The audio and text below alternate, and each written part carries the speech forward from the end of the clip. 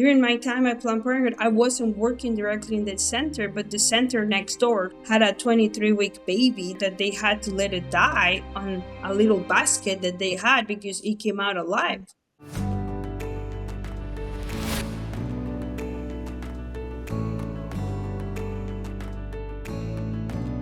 If you've come across this episode of Dear Jane, kudos to you. It may not have been easy because it is very, very true that big tech tries to suppress the pro-life message. And with today's episode and today's content, Marcy, it's going to especially be the case. I think people will listen, and I hate to be the bearer of this bad news, but everything you've heard about the reality of Planned Parenthood, the dark reality, is true. And today's guest, Mayra Rodriguez, is going to break it all down for us. She was a director at Planned Parenthood, worked at Planned Parenthood for 17 years, and just the story she tells, even if you've heard similar stories before, it's just kind of unbelievable and really gives you pause to think nothing Planned Parenthood says about itself is true. It's all a lie, and women and babies are the victims of those lies. Dear Jane, the pro-life podcast that's going to have a Planned Parenthood Employee of the Year on. How about that? Make sure you help us, though, fight the suppression and the censorship. Make sure you hit subscribe on your platform of choice, whether that be YouTube or Spotify or Apple or wherever you may find us, and then help spread the word, because then we can then fight against the algorithms that kind of try to suppress the pro-life message. Mayra Rodriguez, the state director for Moms of Arizona, also with TPUSA, Turning Point USA. What a story she has. Former Planned Parenthood Employee of the Year joins us today on Dear Jane. Mayra, you know, it's very interesting to talk to somebody who has been knows a lot about Planned Parenthood. What's something about Planned Parenthood that we don't already know that might even shock us? Wow, that's a hard one, right? Because, as someone who was on that side for 17 years, then I come out and it's like, yeah, we know they did that. We knew they did it. You're like, I didn't know. I was inside and I didn't know, right? But I think one thing I always share that people shocks is that Planned Parenthood has more affiliates globally than there's McDonald's or Walmart in the world. People are always shocked by that, right? People are shocked by the amount of money that our taxpayers in the United States pay for globally through Planned Parenthood. People usually are not aware of that. Yeah, I didn't know that. That's wild. So all around the world, they have more affiliates. Wow. Yeah, and actually, they don't hide it. If you go on their Planned Parenthood Federation of America, which is the global, International Planned Parenthood Federation, the global one, and then you put affiliate and you pick a country. If they don't have one affiliate in that country, which usually they do, even in countries where abortions are not legal, they still have affiliate. Quick example, Colombia, Pro Familia, which means pro-family. That's worse than Planned Parenthood, right? You agree with me? Yeah. In Mexico, it's MexFam, which is, again, it's like Mex family, Mexican family. Again, they always go undercover on this kind of like very pro-family planning, things that look positive, right? And in Argentina, it's FUSA, right? And so on. So they have affiliates. And the way I explain it to people, it's the easiest way for them to launder our money. It's kind of like the cartel. The cartel, I'm Mexican, so I get to speak about the cartel all I want without looking racist, right? Because usually that's how people play it. But if you are the cartel in Mexico, I'm very close to the border. We know that they launder money. I mean, recently in the news, they found this nightclub in Colorado where they busted them, and it was cartel Mexican money and cartel drugs. So that's the same way we can explain what Planned Parenthood is doing. And I like to compare them with the cartel because, I mean, a lot of their businesses is just the same thing the cartel does, right? And then on one side, we're funding this, and on the other side, we're fighting them. But let's just go, that's how they launder our money to kill babies globally. Wow. All the time with Planned Parenthood, especially when it comes to public money, things like that, they say, well, abortion is just a really small part of what we do. I mean, it's just barely noticeable. What's the truth regarding what percentage of what Planned Parenthood does is abortion specific? Scott, I bought that lie. They fed me the lie and I bought it for many years. See? So 20 so I got hired in 2000. Then 2016 I became a director of the abortion facility, but for 16 years I dedicated my life, my energy, everything, my passion to defend Planned Parenthood and their side that does 93% of services, right? To the point that I would argue with people. People will be like, you all kill babies. Excuse me, ma'am. I don't kill any babies at this location, okay? I provide birth control and STDs, and I do this and I do that, and I will give my long list, right, of services and how I'm preventing abortions, right? Because abortions are only 3%. Well, Myra naive, I got a wake up call. See, when I start managing the abortion facility, now just to put you in context on my story, I was the director of three centers, right? Two non abortion and one full abortion facility.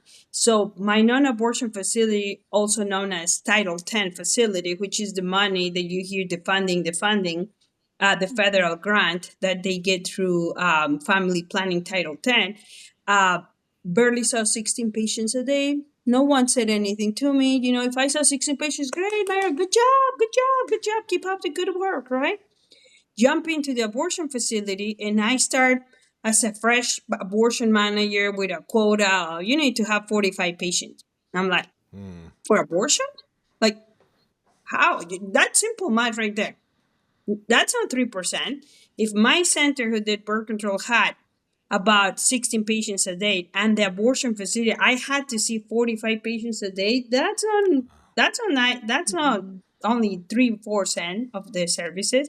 Another quick example was my daily deposits on the non-abortion side were not even like probably $1,000 a day, if I will say a lot, because basically we were paying for the service, right? Like taxpayers were. And but the abortion facility was 20 grand a day, to the point that I needed an armored person, right? Like big money trucks coming in to pick up daily deposits of how much money. And most people, if they know, when you have big amount of money to deposit, it's when it's worth it to hire those money truck companies. Otherwise, it's not worth it. It costs us a lot.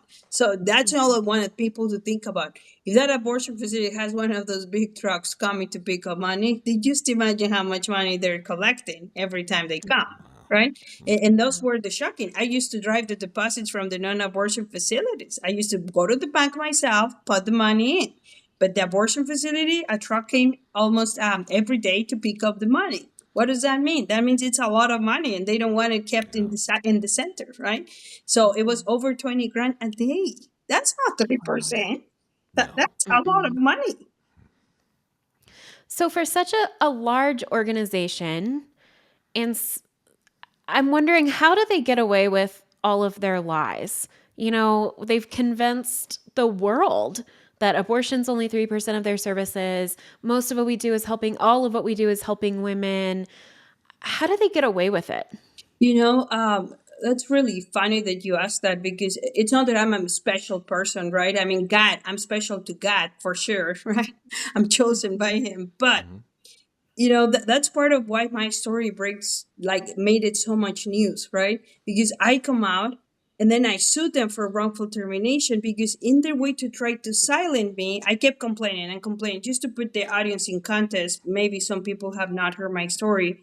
I work as the abortion director, and I start seeing some of the deficiencies, some of the wrongdoing, some of the hurting women, falsifying patient charts, things like that. I start calling out the abortionists. They don't like it. They fire me, right? And accusing me of something that was serious. Like, they said you had narcotics in your desk, the medications used to numb patients in your desk while you were out. So let's say you're in your office today, but tomorrow you don't show up to your office, Marcy. And then someone else comes and says, hey, I found narcotics in Marcy's office. And then on Thursday, Marcy, you're fired. Because yesterday while you were out, there was narcotics in your desk. You're like, but I wasn't here. It's your desk. And you're like, okay, what is going on, right? So my thought was, why are they accusing me? And what comment that kicked to me was, but we won't do anything. We won't do anything if you just go quietly. And I was like, what do you mean? Like, we won't accuse you. We won't do a police report. Like basically, oh, you're being too nice, right? So what did I find out? Well, I find out through my lawsuit against them that for far too long they've been quieting employees that complain, either by coming to an agreement with them, patients too, or literally dismissing because obviously they found something wrong the employee was doing, and it's like, well, you did that, so yeah. Mhm. So that's what I found out, right? That it's very hard to go against them. And that's why people were surprised that I won a lawsuit against them, because usually that doesn't happen because they get away with murder. Literally, they do. Mhm. And I think as part of it is, and I don't want to get too political. And I always say that someone the other day gave me the grace of telling me, don't say that, be proud. But it is true that we have to be making our politicians accountable. Look what happened in Texas. For how long we had that heartbeat law, right? And basically banning all abortions. And then all of a sudden we noticed that there's a couple people doing abortions illegally.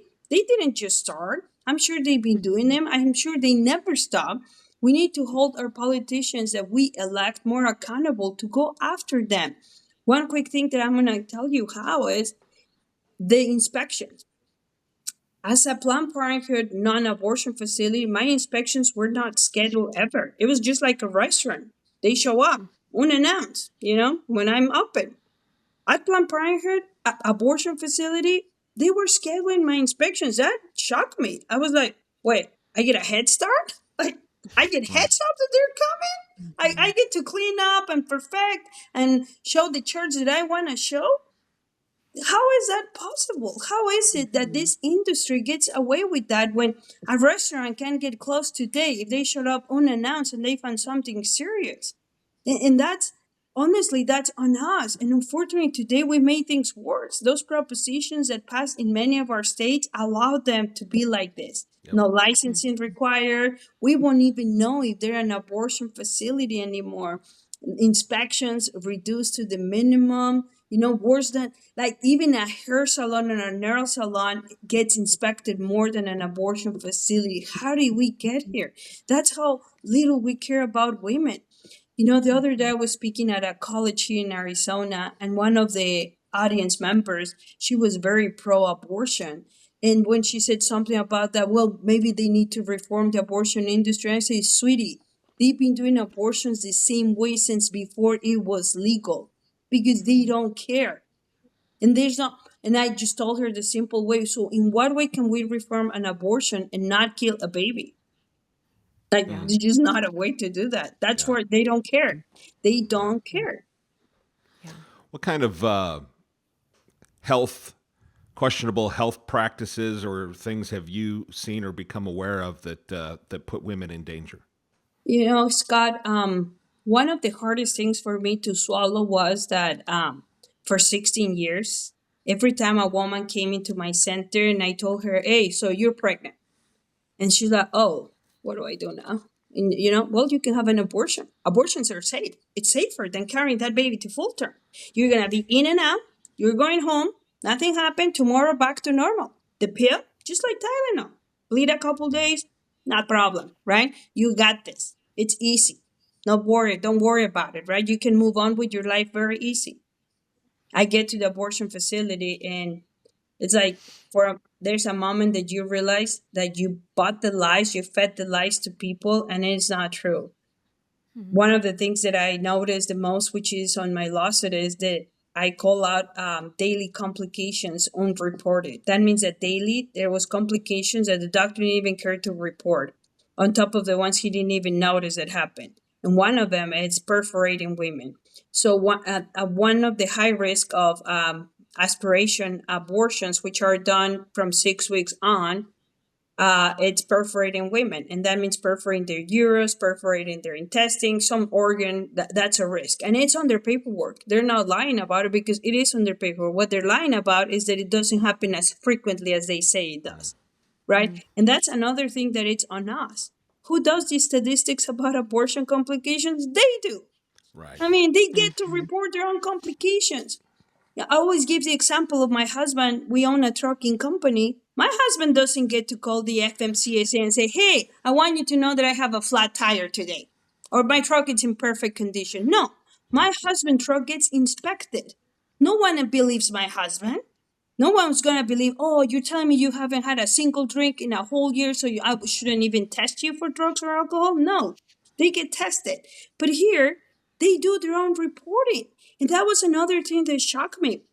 They get to report if they had a complication, and I call out the abortionist that they don't report that. Another thing that I noticed was that if the woman showed up with a slightly blood pressure high, that disqualifies her from the abortion pill. All of a sudden, they retake the blood pressure. Usually, the doctor or his hand nurse, the left nurse that he has always with him, and all of a sudden, the blood pressure is fine. Or if their iron level is low, all of a sudden they redo it and it was fine. Like I remember one day I say, so all of a sudden my staff is dumb and doesn't know how to do what they've been doing every day because she redoes it and it's fine, right? But it is the perforations that I call out that happen the most. It is those complications that go on reporting the leaving baby part inside, which is one of the big reports I had done too. They left the baby part inside, and he wasn't hearing about it. That happens a lot, Mm. to the point that Mm. we had legislations in many states prevented that from happening, right? And then now again, it has been removed from many of those states with those propositions that were recently on the ballot. So, but those are the major things that I noticed. Now, with the abortion pill, I used to tell women, when you feel that big blood cut, just go down to the toilet, flush it, and you'll go back to the bed. That's it. That happened. So, and then as a center director, I got phone calls in the middle of the night, and they were like, "So you guys told me that when I get a big clot, just to push it on the toilet. I didn't make it. I felt it, but I wasn't sure, and I didn't make it. So, but it's not a clot. It looks like a baby. Like I can see the hands and feet and the face. What do you want me to do? Should I save it? Should I take it to you guys?" And I'm instructed to tell her, "No, just still flush it down the toilet and don't look." Right? And can you imagine the trauma?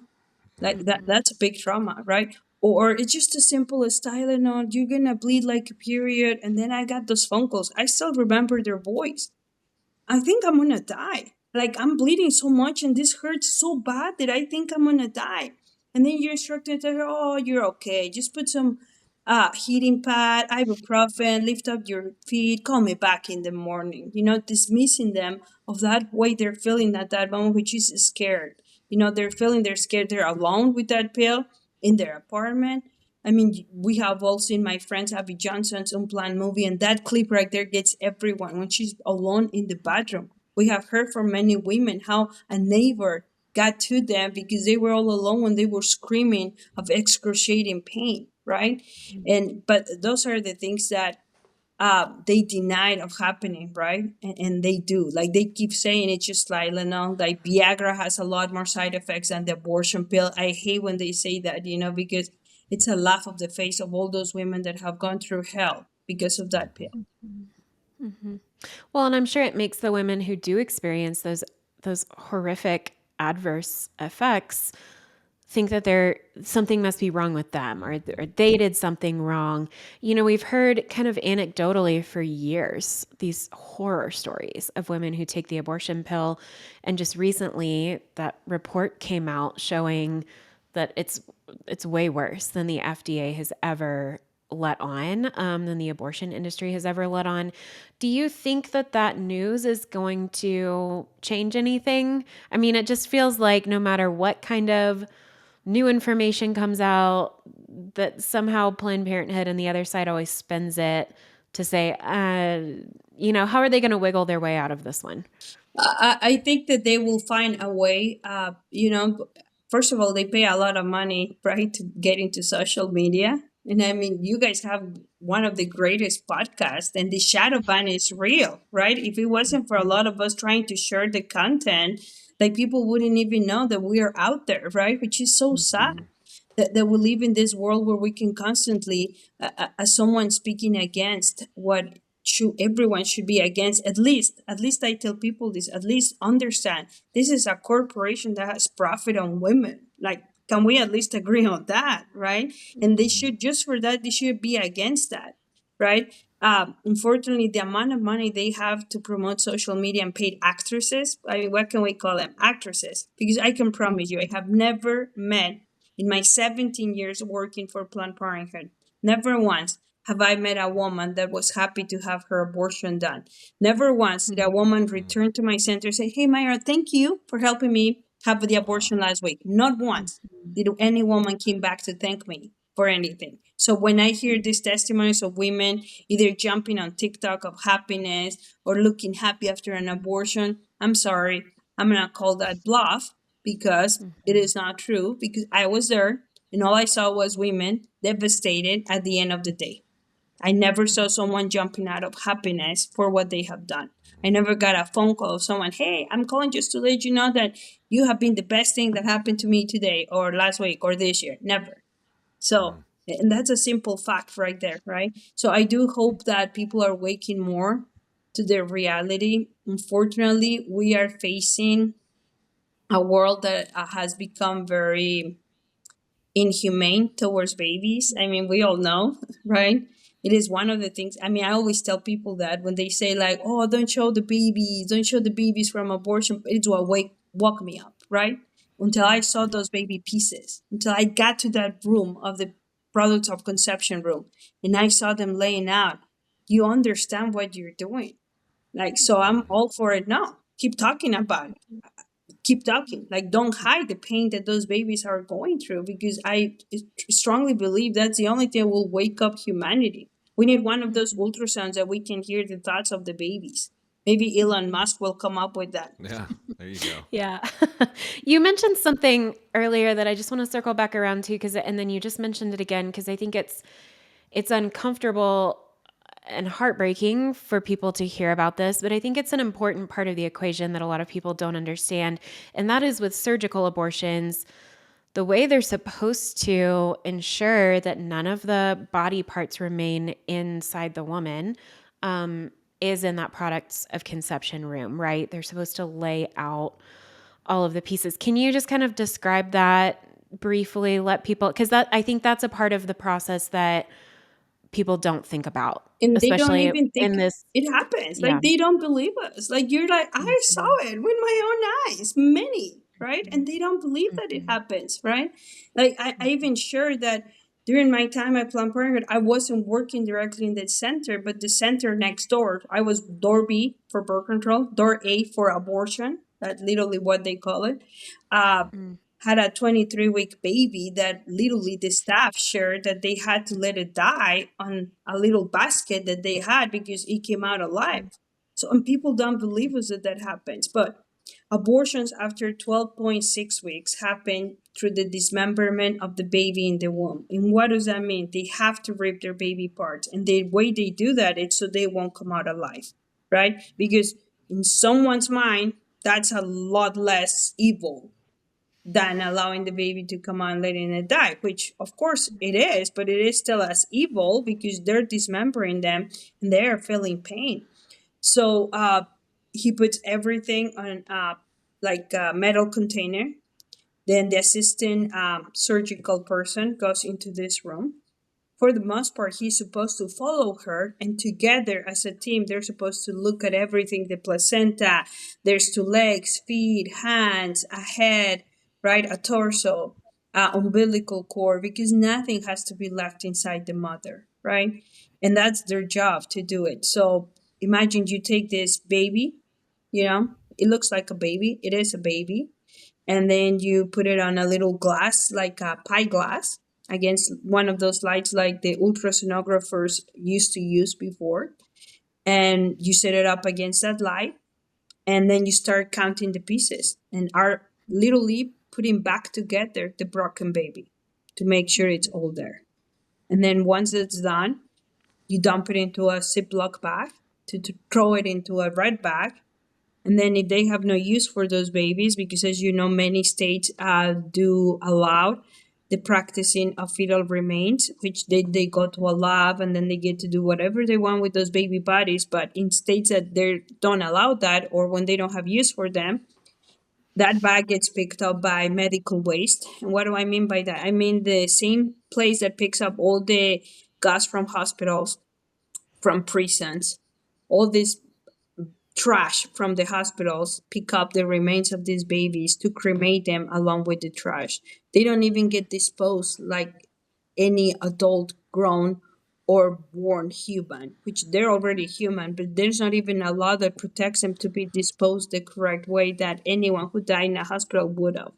They just get thrown in the trash and burned with the trash. And that's how that gets done. And I mean, they don't hide it.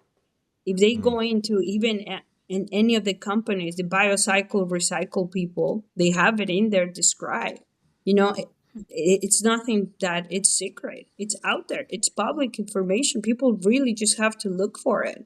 But even right now with the artificial intelligence, AI, if you just ask them, most people use ChatGPT or AI. If you ask them how do they dispose of the babies in an abortion facility, it will describe it. Hmm. right.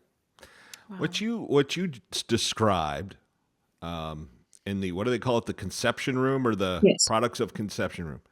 What you described, I would imagine seeing it one time would impact me in a way that I just can't even imagine. Just once. Mhm. How has it impacted somebody who has seen it many, many times? You know, the story of many abortion workers are similar to mine, but a bit different. So I work on non-abortion facilities, and I managed to stay away from that side for many years. Right, even as a director, I will try to avoid that room as much as possible. I kind of knew what was there. I kind of have seen it with the glimpse of my eye, but I'm not gonna be part of it because in some kind of fantasy line, you think that if you're not Mm, doing that, you're not at fault, right? Like, okay, my hands mm, are not fully into the blood, right? Just because I haven't stepped into that room. Now it's different when you get to do it every day. To me, it was a wake up call.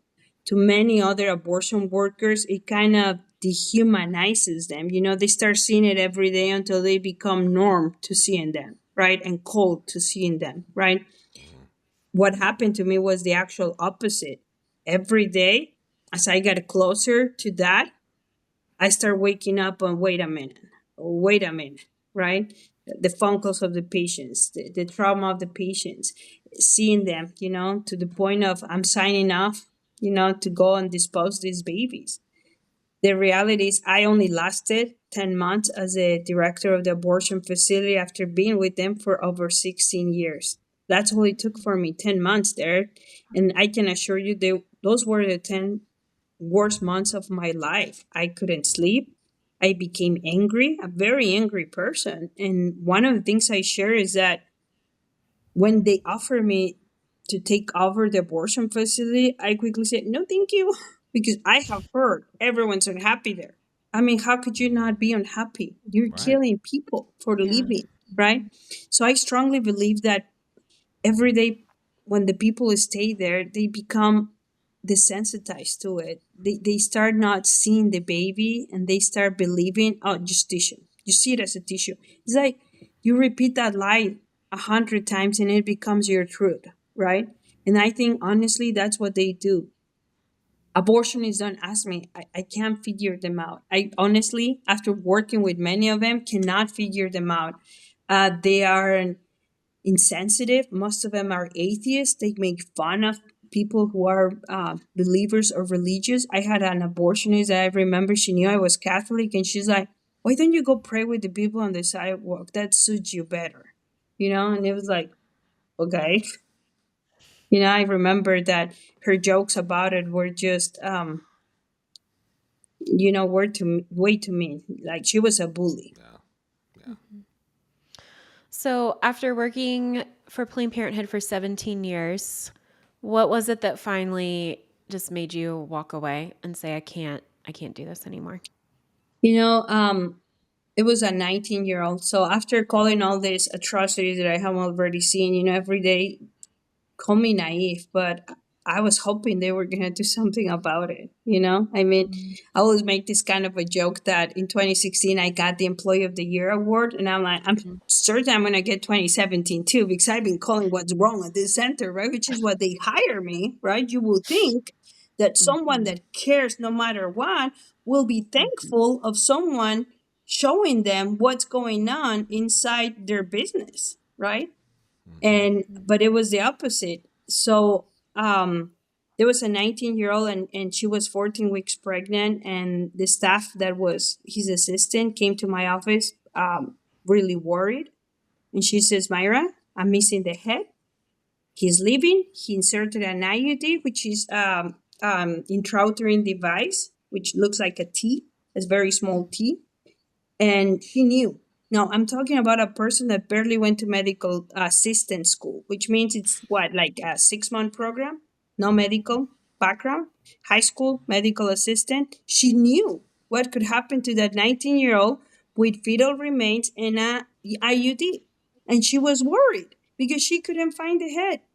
The abortionist OBGYN, graduated from a university medical license, have been an OBGYN for many, many years because he's like 70 now, knew what he had done and didn't care.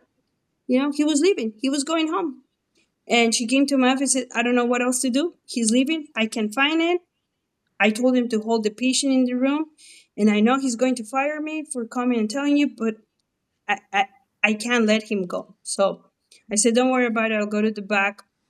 And then I said, I help her. We look everywhere. We look on the jars. We look everywhere. And he just looks at me and says, go find one in the trash. That moment, like something clicked on me. Besides feeling that feeling on your stomach that, you know, something make you really sick. The way he said it, right? The way he didn't care about the 19-year-old. I'm a mother. My daughter was almost her same age, and that just triggered for me. I mean, that could have been my daughter, someone's daughter. And then that baby, trash, that's all it is to him. You know, the reality is that to them, the babies are trash. Like literally, that's what they think they are. They're trash. They dispose of them like trash. They treat them like trash. And if they can get money out of them, just like trash. And then women, to them, are just business. I strongly work with them, dedicating my life, thinking that I was helping women. That is the honest truth. For many years, I thought I was doing something positive in my fantasy land. Hmm. That 16-year-old, after that abortion, was happy, became something, because obviously that's the world I was living in. If you don't become something, you're not strong of a woman, right? And then that woman was able to finish her career, or she's happy now for some reason. She's not suffering any economic issues. All her social issues had been fixed by that abortion that I helped her get, right? The truth hits you hard, and you understand that's not what's happening. And now that I have met millions, I haven't met hundreds or thousands, but millions of women that have been hurt by abortion, it's like, why are we still defending that, right? So honestly, the wake up call was realizing that A, it wasn't helping women. B, the babies were just treated as trash, and they don't deserve that. Does Planned Parenthood care about choice, or do they have a preferred outcome in mind when a woman visits them? Obviously they have a preferred outcome. So a couple quick stories that I have is when I used to go to schools to talk about sex ed. Part of my job as a director was to go into the community. And I remember the first couple times I talk about abstinence. I strongly believe in abstinence forever, even working there, because I mean, come on, that's a smart one, right?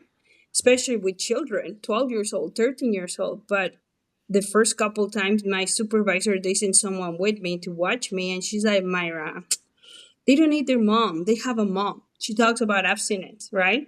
You need to talk about what you sell. Do you sell abstinence? No, you don't. Interesting. You sell birth control, you sell STDs, you sell condoms. Why talk about something you don't sell, right? Hmm. So, okay. Then I remember during the training about pregnancy test results at the non abortion facilities, the way the training goes is like, if you ask them, so yeah, you're pregnant. So have you thought about what you're doing? Well, I think I'm gonna keep it. Okay, well, here's a list of resources. Goodbye. But if the woman goes, oh, well, I'm not sure because my boyfriend, well, we do have abortions, right? And, or when the law in some states changed and they were like, you have to tell them about all their options, right? Okay, well, the law says I have to tell you that you can do adoption or continue your pregnancy, but here is the abortion, right? They're very quick to work around what the law is requiring again, right? So you're very quick to call out and dismiss the women that are not for your business and spend time for the ones that are for business, right? Because again, I'm not offering here prenatal care. I don't have that. So why will I talk about something I don't even know, right? And the way they train you is they don't train you like, I don't want you wasting time with a pregnant woman that it's happy. No, it's like, well, you don't want to give her the wrong advice because she's happy pregnant and you don't want to be liable for giving any wrong information. So the best thing we can do is just give them resources and have them go on their way and don't waste their time. You see? The psychological play, which is what they do all over social media, right? That's the way they train their employees too. It's a psychological game, right? Like, don't say the word baby because you could traumatize that woman forever, right? You don't want to cause trauma on her, right? The reality is they don't want them to know it is a baby, right? Or don't have pictures of your kids. You never know the situation that woman is into. So let's not have anything that talks about children, right?